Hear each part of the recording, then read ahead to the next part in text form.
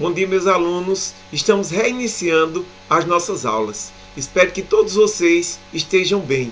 Participem para que vocês possam realmente aprender. Hoje nós iremos falar em nossa aula sobre Estado, país e nação, onde nós iniciaremos nos questionando: eles são a mesma coisa? Nós temos que entender que não, eles aparentam ser a mesma coisa, mas não são. Porque estes conceitos apresentam definições diferentes e veremos a seguir cada uma delas. Primeiro, Estado é quem exerce a soberania sobre o território. Sendo assim, o Estado brasileiro é quem exerce a soberania sobre o território brasileiro e relaciona população, território e governo. Nós estamos vendo aqui que a palavra Estado está de letra maiúscula. Então, como nós estamos verificando aqui, o nosso país ele é soberano sobre todo o espaço que nós temos, ou sobre toda a nossa área. Dessa forma, nós temos alguns exemplos de estados nacionais. Não só o Brasil, mas outros países como a Espanha, o México, os Estados Unidos, a Argentina e mais de 200 países, como considera a ONU, que é a Organização das Nações Unidas. Nós temos aqui, nós somos o povo, temos também cultura, que é o conjunto de crenças e tradições nossos, e temos um território. Isso tudo junto forma uma nação. Essa nação, ou este povo, precisa de um governo. Para quê? Para estabelecer leis. Então nós somos um Estado-nação. Por quê? O país ele é todo o aspecto físico. Já o Estado é o aspecto político. Então o Brasil é um Estado-nação. Mas o que é um país?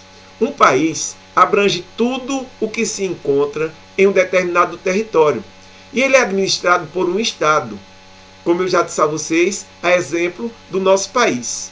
E abrange características físicas, sociais, culturais, econômicas, ou seja, todas as características presentes no território.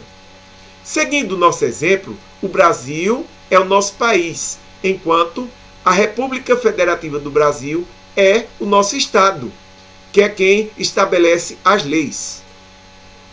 Mas o que é uma nação?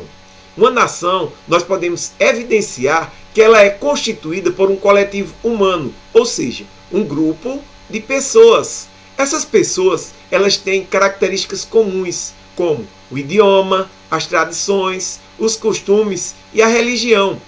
Todos esses povos são ligados por laços históricos, étnicos e culturais.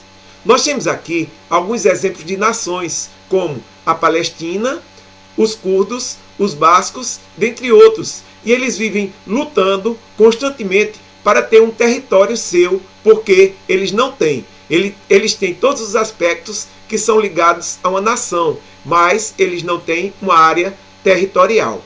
E o que é território?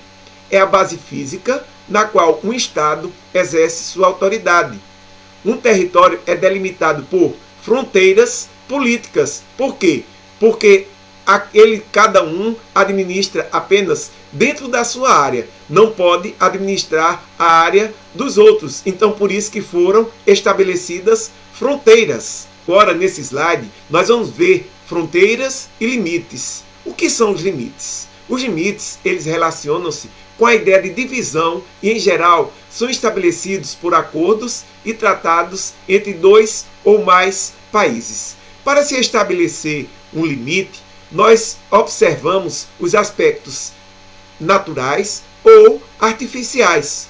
Os naturais são as montanhas, os rios, e os artificiais são pontes, estradas e outros.